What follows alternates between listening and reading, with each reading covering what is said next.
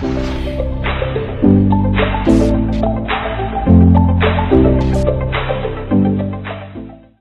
this is my $13,000 house as I got it from the bank.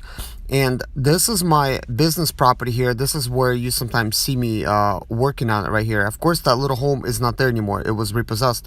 And this is kind of like what my house looks like now. It's amazing what you could do with some windows. Hey guys, welcome to another day with Zimaleta. As you guys have found out already a couple days ago, I was letting you guys know that I bought a house a couple years ago for $13,000. And I decided to do some renovation on the house. So I'm getting some supplies here, and I'm actually going to tell you just a little bit more in the video that I haven't told you in the other one.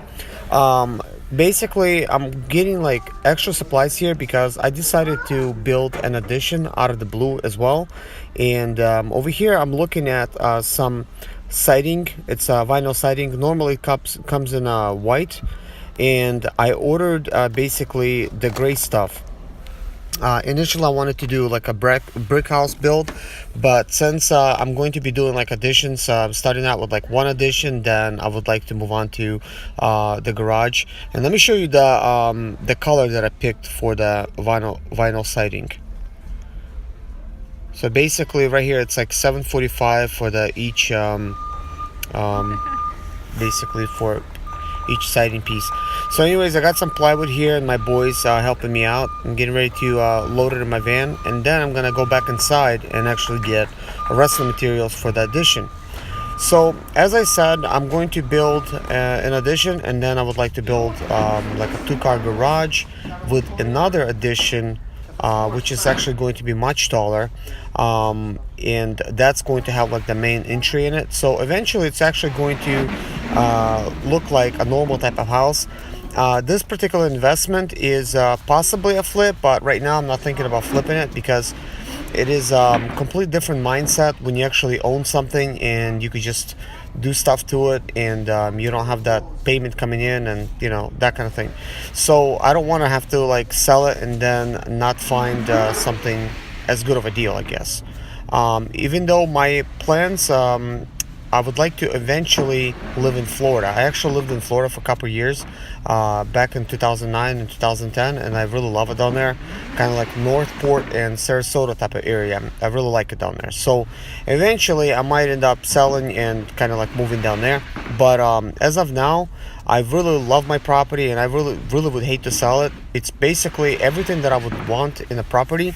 It's located right on the main highway, which is basically a street. And it's really easy to get to any destination from like my place. And I have a lake which is down the street from me, like 3 miles down. I have a really nice lake with boat ramps and everything, and a little bit further down there's marinas and stuff like that. So I would like to buy a boat or some jet skis eventually, and just you know, have fun. I already have an inflatable boat, but I'm thinking about buying something more serious, something more interesting eventually. And I have, of course, like double driveway because I have like 2 properties next to each other. I'm going to be connecting those, and it's going to be really easy, like with a boat or trailer or whatever, to get in on one end and just go ahead and get out on the other. Like you don't have to like turn around or nothing. So that's actually going to be like really interesting. And also there's a golf course that's right next to me, like 3 miles away as well. That's actually like to the right side. If I go there, like, in the lake is to the left, and basically the golf course actually kind of sits on the lake itself. So technically, if I could just go across the woods there, like in front of me, I would end up at the lake anyways. So it is a really good location for the area that I actually live in, and I didn't know it's as good of a location as it is until I bought it, because the real estate agent that was selling it for the bank, he did not know these type of amenities.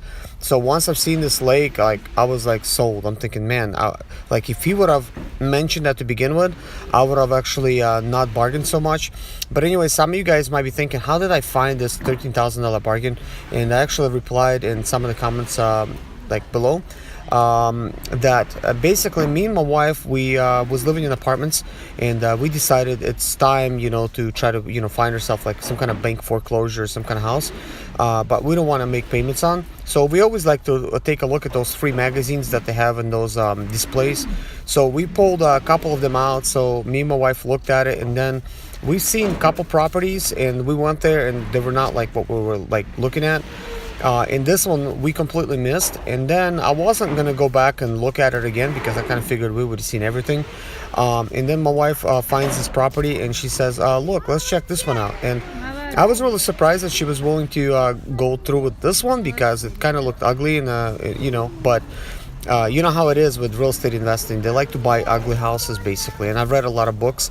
That's just what they do. They like to buy ugly houses. So this house really was one of those ugly houses that needed a lot of work, and it really just needed a lot of stuff. So more on that later. We actually went there and we checked it out, and the house was listed for $26,000, but it was a bank foreclosure. And I contacted the real estate agent that was actually selling it for the bank, and he said, I could pick my own agent or whatever, or I could use him. And I said, look, you already know the property and everything. I'm just gonna use you. It don't make no difference to me.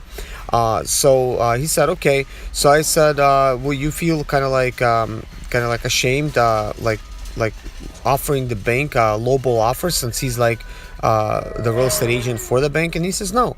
So he says, what's your offer? And I said $10,000. He says, okay, that's no problem. He says, actually, you need at least $10,000 to actually put in escrow to have a chance to bid at the property. You don't need the whole 26. So I said, okay. So I basically put $10,000 into escrow account, and once I put $10,000 into the escrow account, I bid, and the bid did not take long. The bank responded pretty much within that same week, and they counter offered for 16,000 something. I can't remember exactly now, so it don't matter. And then I counter offered again, and I told them basically 11,500, and then they counter offered me with $13,000. And I said, yeah, of course. But when I counter offered them with that other price, I was thinking, man, I was stupid. I should have took the first one because I didn't think the bank was gonna go for it because I already lowballed them so much, and I probably should have took the first deal. But it's good that it worked out in the end. This is not my first time bidding on houses. I bid some in Florida and in North Carolina. This is basically South Carolina. It's really cheap taxes. So if any of you kind of wondering what is my taxes for this particular property, it's less than $300 per year, so which is incredible. Plus that other one, I'm paying a little bit higher tax because it's a business, it's a commercial property. And initially it wasn't a commercial property. I actually end up basically changing the zoning. Went to the zoning board and I did all the necessary paperwork. In South Carolina, there's a fee $250 to do the paperwork, which is not much, but you're taking a gamble because nothing's guaranteed. So I was kind of almost sure that they were going to rezone me because down the street, just two houses away from me, there's a gas station, and at that time it was closed. Now it is actually open, and they're getting ready to open up a restaurant. They got a nice store in there. They have a shop next door, and then to my left side there's a fire station, which is zoned commercial, and there's a church down the street, and there's some other stuff. And then of course to the right side again, where the gas station is, further down, there's in between, there's a church, and there's that basically gas station. And then if you keep driving, you're gonna see everything like CVS stores. You're gonna see a bunch of dealerships, garages. So I live right on the main road, so I've rezoned the property to B2 commercial, and later on we've rezoned it again to basically rural business. It allows me to do a little bit more with zoning than that particular one. So before with B2 commercial, I could just have a car dealership. That's it, 25 cars. I could not have my own shop. But now I can. I could have my own shop. I could have a service department, parts store if I wanted to, a dealership, and that's something I'm keeping my mind open for the future. But anyways, guys, enjoy my series. I'm going to be coming up with a video each day showing you kind of what I'm doing to the house, and I'm going to be explaining everything that I'm doing in those videos along with what I'm doing. And here I'm picking out some 2x6s.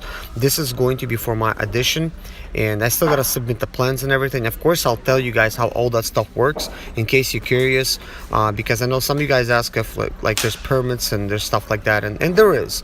It's just a little bit more simpler in South Carolina, so I'm doing everything I can to do everything up to code and proper.